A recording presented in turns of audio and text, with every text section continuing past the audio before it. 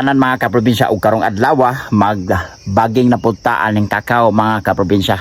Tuluan ta mo unsaon pagbaging sa atong kakao. Tara na. Ano ni ang liso sa atong kakao mga kaprobinsya ayan. So gistak na ko ni gibutang na ko sa bugnaw o sa yuta mga kaprobinsya nga medyo basa.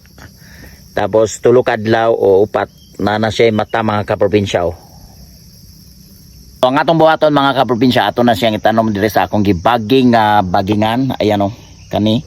Ato na siyang itanom dire.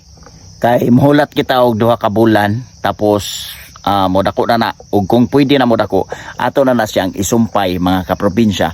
Sa sumpay nato nga UF18. So by the way mga kaprobinsya, kining ato ang ginigamit nato mga kaprobinsya nga liso native ni siya. Ang purpose ani kay kung imong tanahon native ang pinaka the best ug lig-on nga mga ugat mga kaprobinsya, and that's why nga native ang atong gihimo diri nga moy atong sumpayan unya kung pwede na masumpay para nga ang atong kakao mga kaprobinsya nga UF18 mo sustain yun og dugay-dugay. Di ba?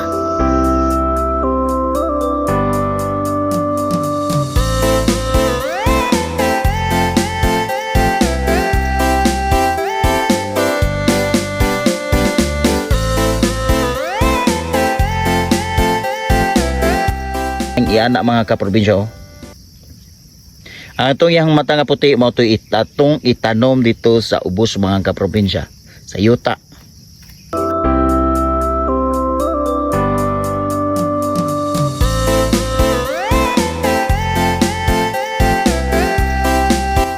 Ang pagtanom mga kaprobinsya sa atong liso sa kakao ingon ani mga kaprobinsya, ang purpose nganong atong patubuon kay ipakita nato ang puti mga kaprobinsya nga iyahang mata ang tawag ani mga kaprobinsya.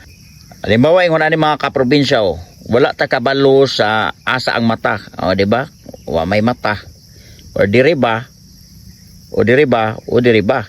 So ang purpose na ang atong buhaton mga kaprobinsya kay gitawag nato undecided, ato na ning ipahigda mga kaprobinsya anaw no. Ayan. So kuha ninyo mga kaprobinsya para makitaan po nato nga daot ang o dili. For example, yan yung mga kaprobinsya daot naman Yan daot ang ihang mata. So pwede nato na dili nato gamito na yan So kini mga kaprobinsya puti So ingon na naon na to pagtanom mga kaprobinsya Katong puti ganin na mga kaprobinsya nga atong gipakita sa inyo mao na to iyahang agianan sa mga ugat kani mga kaprobinsya ba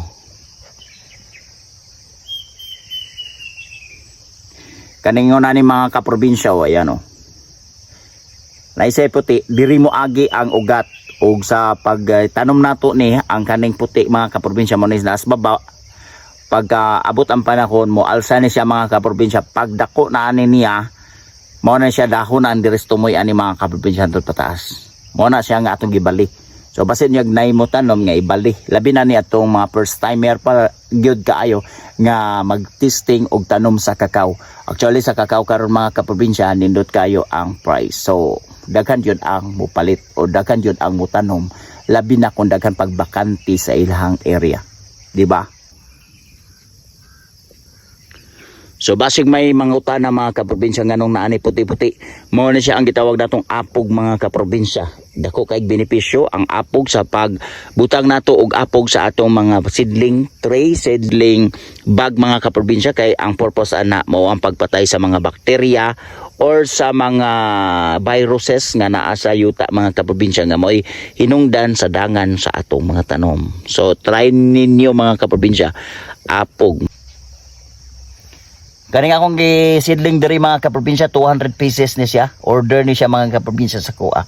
So ang ilang request is pasumpayan nila og kuha ni mga kaprobinsya pasumpayan nila og UF18. So anak mga kaprobinsya, daghang salamat mga kaprobinsya. At tanan nga wala pa makasubscribe sa atong YouTube channel, paliho ko sa pag-subscribe sa atong YouTube channel Benz TV20.